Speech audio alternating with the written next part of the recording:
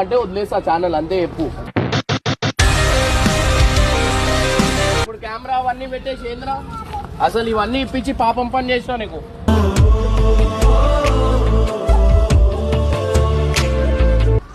వద్దు నడు, మ్యాచ్ వద్దు, ఏమొద్దు నడు.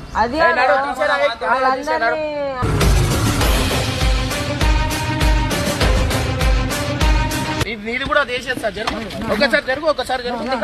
కాదురా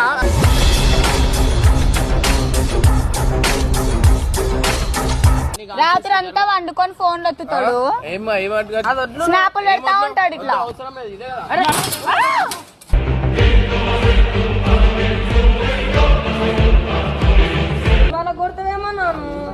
ఏమైంది మళ్ళా నీకున్నారా?